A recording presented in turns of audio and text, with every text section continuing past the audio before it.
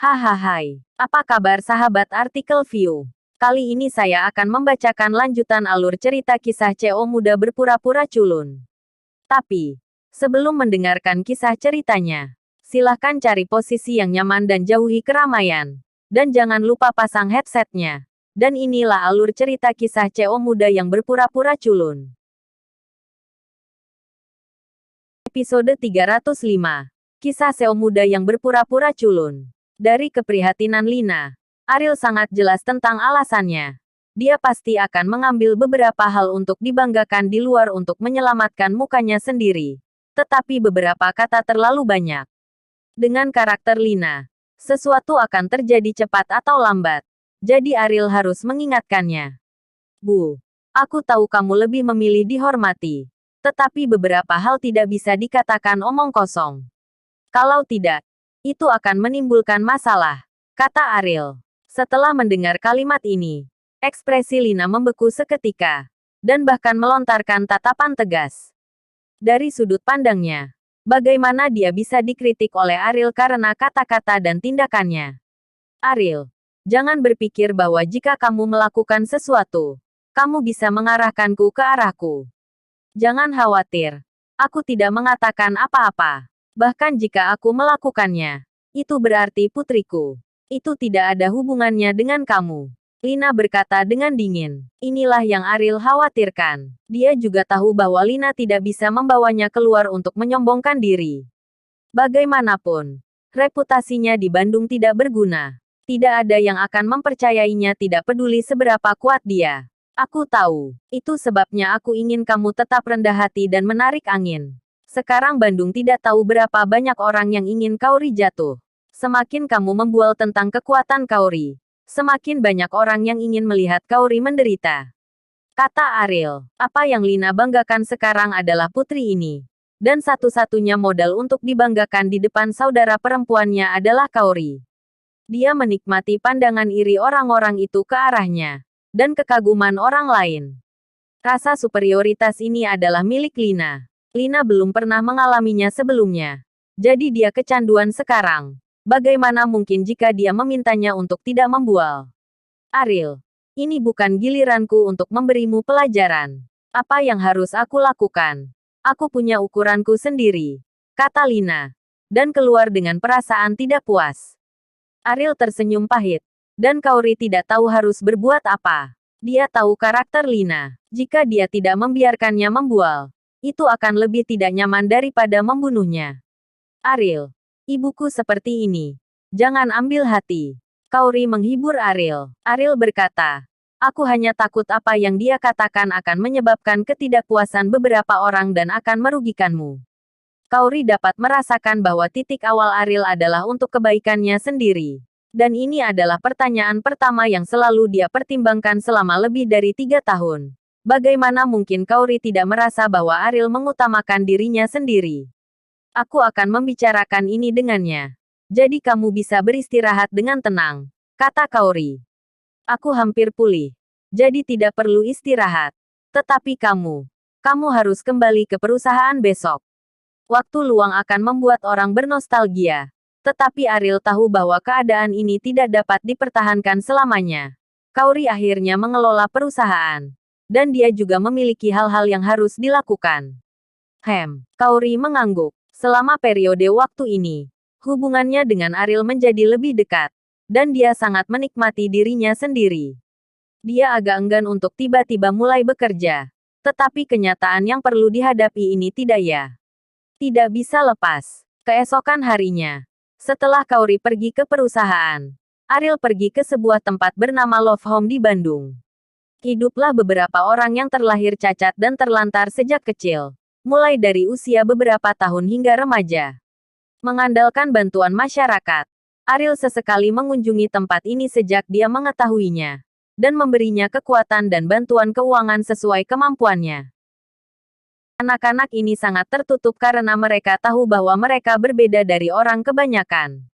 Jadi saya sangat takut untuk menghubungi orang asing. Tetapi Ariel adalah pengecualian. Setiap kali Ariel datang ke sini, anak-anak akan sangat bersemangat. Karena saudara Ariel yang mereka panggil tidak akan memandang mereka dengan kacamata berwarna seperti orang lain. Dan tidak peduli apa permainan akan bermain dengan mereka. Ariel, kemana saja kamu dan mengapa kamu lama tidak berada di sini? Saudara Ariel, kami sangat merindukanmu sehingga kami pikir kamu melupakan kami.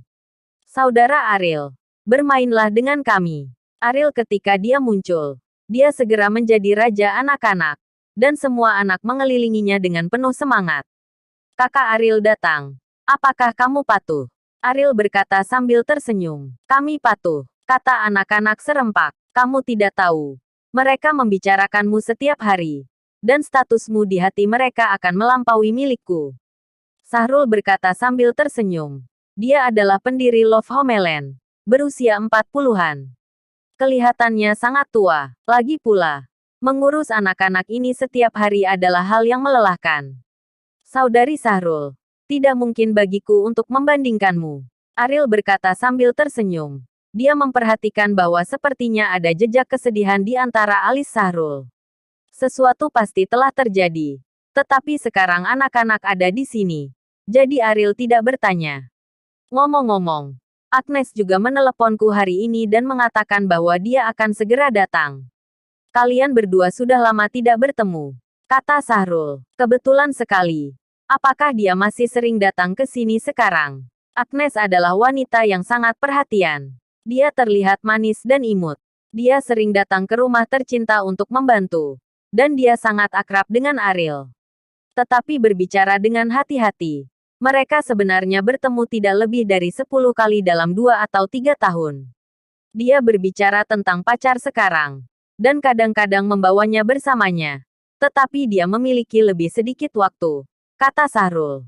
Bermain dengan anak-anak. Agnes datang dengan sekantong besar makanan ringan dalam waktu kurang dari 1 jam. Ketika anak-anak di sekitar Ariel melihat ini, mereka langsung berkerumun di sekitar Agnes. Kalian benar-benar. Hati-hati, aku akan datang menemuimu lain kali. Ariel tersenyum tak berdaya. Ariel, kamu di sini juga. Kita sudah lama tidak bertemu, kata Agnes pada Ariel dengan ekspresi terkejut. Pria yang berdiri di sampingnya adalah pacar yang dibicarakan Sahrul, Syarif. Pada saat ini, Syarif menatap Ariel dengan waspada. Karena antusiasme Agnes yang berlebihan terhadap Ariel membuatnya merasakan krisis. Ya, aku sibuk saat ini. Jadi aku tidak terlalu sering datang ke sini, kata Ariel. Agnes menghela nafas dan berkata, aku juga. Aku belum pernah ke sini selama hampir 2 bulan. Ngomong-ngomong, izinkan aku memperkenalkanmu. Ini pacarku, Syarif. Namaku Ariel. Halo. Ariel memperkenalkan dirinya. Nama Ariel sama kerasnya di Bandung seperti bintang-bintang lini pertama itu. Tetapi Syarif tidak menganggapnya sebagai seorang selebriti. Tetapi mengira dia adalah seseorang dengan nama dan nama keluarga yang sama. Melihat tangan Ariel terulur, Syarif acuh tak acuh, tetapi berkata dengan ringan, halo. Ariel tidak merasa malu, dan menarik tangannya dengan santai. Setelah Agnes membagikan makanan ringan, anak-anak pergi bermain sendiri. Ariel berkata kepada Agnes, kakak Syarif sepertinya memiliki sesuatu dalam pikirannya. Mengapa kita tidak bertanya? Ini mungkin terkait dengan bantuan, kata Agnes. Pengoperasian panti asuhan sepenuhnya bergantung pada sumbangan amal dari orang-orang yang peduli di masyarakat. Jika terjadi kesalahan, itu akan sangat menegangkan bagi Syahrul. Masuk ke kamar Syahrul. Dia sedang beristirahat. Dan baru pada saat itulah dia memiliki kesempatan untuk mencuri waktu luang. Saudari Agnes, apakah sesuatu terjadi pada rumah yang penuh kasih itu? Ariel bertanya pada Syahrul. Syahrul menghela nafas dan berkata, duduk dulu. Lalu bicarakan.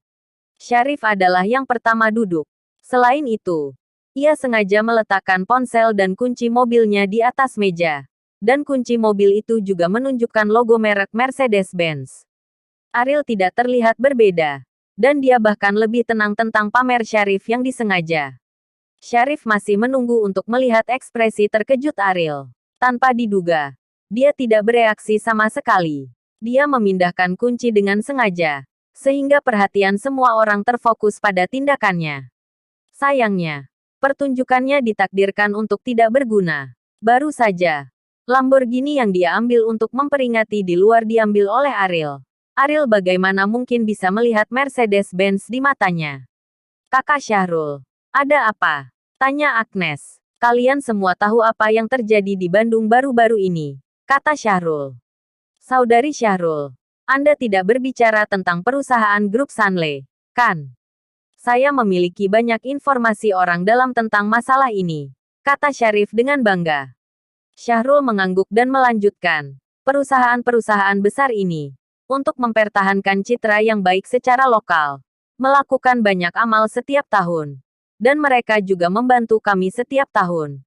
Tetapi perusahaan-perusahaan ini tiba-tiba runtuh. Dan sekarang kami menghadapi masalah. Karena masalah dana operasional yang tidak mencukupi. Hanya makan 3 kali sehari hampir tidak dapat dipertahankan. Bersambung.